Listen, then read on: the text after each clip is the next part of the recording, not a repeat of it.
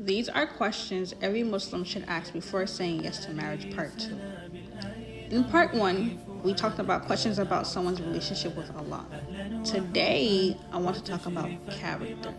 Because here's something I've been thinking about. Knowledge is important, praying is important, seeking knowledge is important, but character is what you live with every single day. It's how someone speaks to you when they're frustrated. It's how they handle disappointment. It's how they communicate. It's how they apologize. It's how they treat their neighbor. Those are things that make a marriage. So here are a few questions I think you should ask. What are your biggest weaknesses? And I'm going to pause right here because I think this is really important. Don't just listen for Islamic answers. Listen for the honest answer. For example, if I ask someone what are their biggest weaknesses and they tell me I'm trying to improve my Quran, alhamdulillah, that's amazing. Every Muslim should strive to improve their relationship with the Quran, but that's not what I'm really asking. I'm asking about the person. What do you genuinely struggle with, right? Maybe you're impatient. Maybe you procrastinate a lot. Maybe you have a hard time expressing your emotions. Maybe you are a big spender, or maybe you're a little too frugal. Maybe you're stubborn or disorganized or overthink everything or difficult trusting people, lack consistency.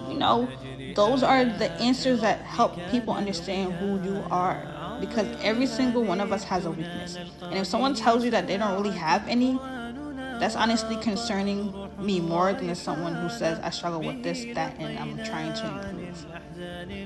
So brothers and sisters, make sure you really listen out for these type of answers and not just the Islamic answers. Because that tells you that the person is self-aware, they're honest, they're humble, and they're willing to grow.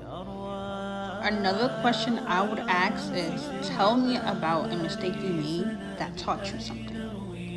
Listen out for how they answer. Do they take responsibility or do they blame everyone else?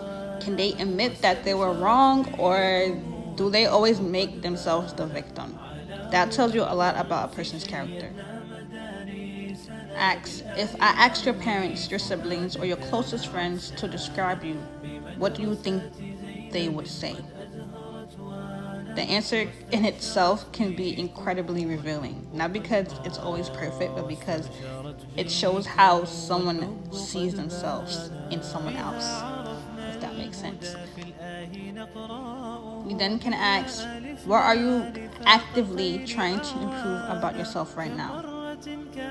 Notice that none of these questions have perfect answer. They shouldn't have perfect answers, I should say. You're not looking for someone who has no flaws. You're looking for someone who knows what their flaws are.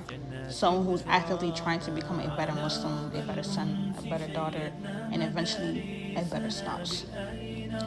Because compatibility doesn't mean you'll agree on everything. It doesn't mean you'll never disagree.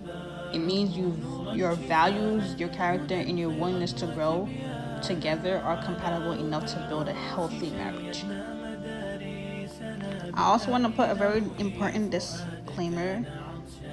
No single answer should determine whether you marry or reject someone unless it's highly important to you. It's part of your non-negotiables or something like that. When you're looking for a spouse, you are looking for patterns, consistency, honesty, humility, and genuine effort. And obviously other things that you as an individual person like. Those are the qualities that often matter long after the excitement of getting married fades.